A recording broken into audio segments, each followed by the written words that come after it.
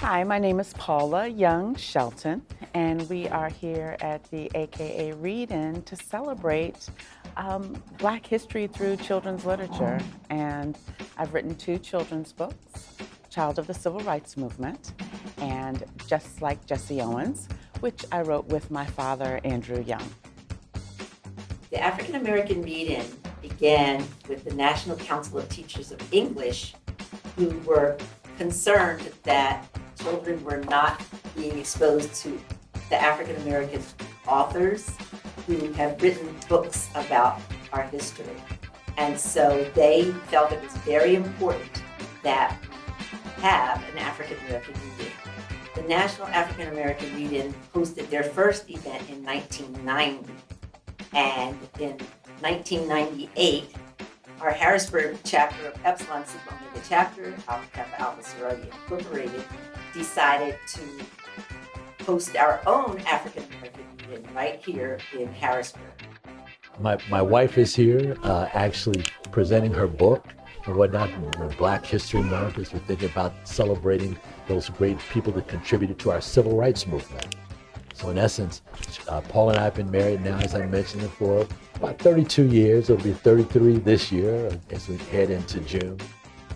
Alpha Kappa Alpha Sorority Incorporated Epsilon Sigma Omega chapter has participated in the African American Read-In over 25 years. We started out in 1998, and today we are celebrating our 25th year of this particular event. Epsilon Sigma Omega hosts a number of educational programs that provide scholarships and support our communities. Today, we were able to do that in such a great way. We showcased our authors, we showcased our youth leaders, and we have made sure that the programming of Alpha Kappa Alpha continues to grow and includes the African American Read-In over 25 years. Today, we hosted that program at Steelton-Highspire Elementary School, and we thank them for hosting us today. So I started writing about 10 years ago. I published my first book about 10 years ago. And I published Child of the Civil Rights Movement because I really wanted to tell the story of the civil rights movement through a child's perspective so that children could relate more personally to the atmosphere that we had to experience during the 60s. And I also wanted to really introduce Martin Luther King as I knew him. As a kid, I called him Uncle Martin, and so I really wanted children to see what a wonderful human being he was and what a personal fight this was for him, because I truly believe that he sacrificed everything just to create a better life for his children and African American children throughout the United States, and really all children, because equality and allowing everyone an opportunity is better for all of us, not just Black Americans, but for all of America. Today, one of our program initiatives, we actually focused on 2 targets. One, which was advocate for social justice, and then also strengthening our families and uplift our community, I should say 3. And we showcased our youth leaders, which is our Youth Leadership Institute, better known as YLI. And those students actually presented on 25 of our civil rights leaders. So they did a great presentation. It actually helps them with learning how to speak publicly and also create a presentation. So it was a great event today, and so happy that the students were exposed to all of the leaders within our community, and then also they were able to showcase their leadership. Together, we've worked together to continue to actually develop and move on the civil rights movement to help make sure that we can continue to address the many problems we're seeing around us. It is always a great opportunity when the foundation and the chapter can collaborate.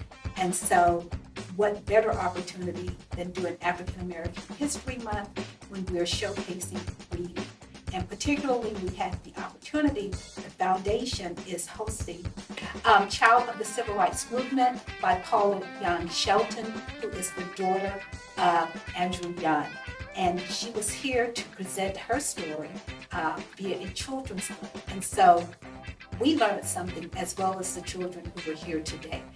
One of the missions of the foundation is educational advancement and social justice. So perfect opportunity to showcase what the foundation and the chapter can do together. My father, Andrew Young, worked really closely with Dr. King during the Civil Rights Movement. And I think that this was such a critical point in our history, and it's something that a lot of kids aren't learning about in schools. And now there are elected officials who are threatening to take away some of our history, to not teach the truth about our history and the major essential role that African Americans made in developing this country. Also during our African American reading, we showcased Credit Monitoring 101.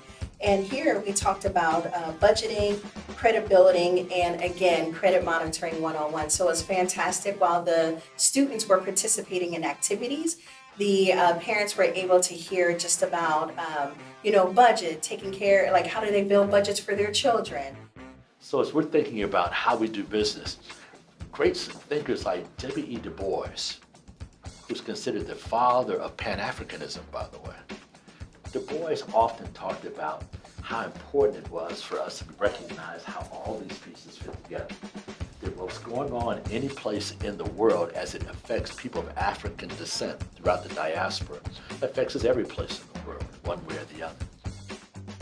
Today's African American reading would not be possible without our partners. Our partners from the American Literacy Corporation, Dauphin County Library System, the Links Incorporated, Harrisburg Chapter, Mount Zion Missionary Baptist Church, Alpha Phi Alpha Fraternity Incorporated, Zeta Theta Lambda Chapter, the Capital Region Literacy Council, Penn State Office of Multicultural Recruitment and Community Affairs, Goodwin Memorial Baptist Church, Harrisburg Keystone Rotary Club, Belco Community Credit Union for presenting the Credit 101. Groceries, how much did I spend on this and things like that. And what we did last year about with gas and like the cost of eggs, I mean, hello, it's like, oh my goodness, you go to the store before and they were like $1 to draw you, now it's like, I saw a cartoon, instead of getting roses for Valentine's Day, they wanted like a dozen of eggs.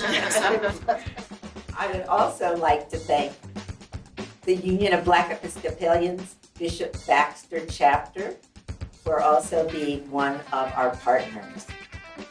A new feature for this year's African American meeting was our showcase of 25 African American authors and illustrators.